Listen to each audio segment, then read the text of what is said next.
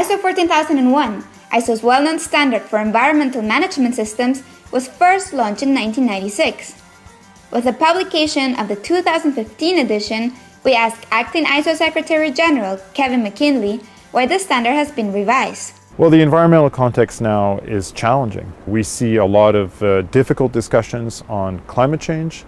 We see a lot of challenges for organizations to meet expectations of policymakers related to water utilization, related to energy usage. These are big challenges that are reflected as well in the views of their stakeholders, of shareholders.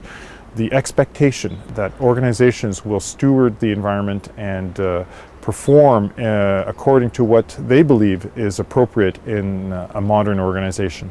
So these types of changes were very much taken into consideration by the committee that developed the new 14001. So Kevin, why is the standard so important? It's a tool. It's a tool that supports advancement and supports continual improvement. The standard itself has gained recognition through use in organizations as a self-improvement tool. It's also gained prominence through third-party recognition, through certification, where we have now more than 300,000 certificates for 14001 globally, a sign of its impact and a sign of its uptake in many, many countries. Now, for users of the standard, what are the main benefits? The 14001 standard will be a way for organizations to help meet their legal requirements. That's certainly very important. And to also go beyond and to take measures that are in keeping with the expectations of their stakeholders, of their shareholders. It's also an organized way to get employees engaged on meeting environmental commitments.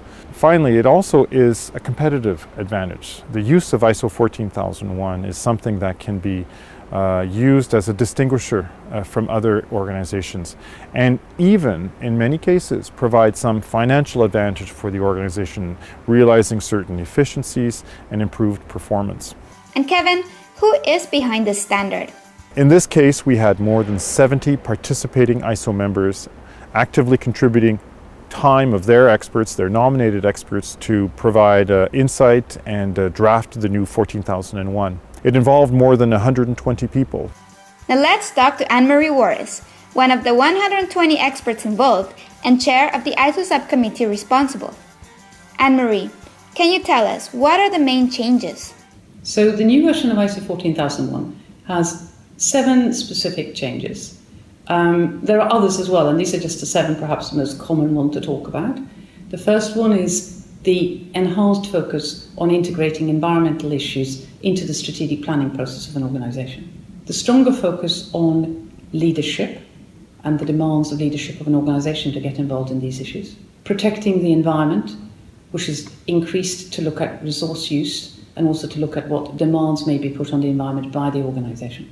The environmental performance, which was one of those things in the previous version of the standard that everybody said it was not strong enough, it's distinctly stronger now. The issue of life cycle perspective, so the need to think about the perspective of a life cycle when you start looking at environmental aspects and impact.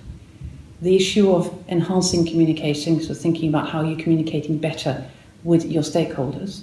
And lastly, but not least, the important thing of moving us from a world where we thought everything was a paper to something that can be stored in the cloud, and hence a small change to the term of documentation. And what are you hoping for the future of ISO 14001? But what am I looking for in the next 20 years? I'm hoping the standard will become the tool of choice for businesses to help them manage environmental issues in their strategic thinking, action and plans. From September 2015, there will be a 3-year transition period for certified organizations. This means that after September 2018, certification to the 2008 version will no longer be valid.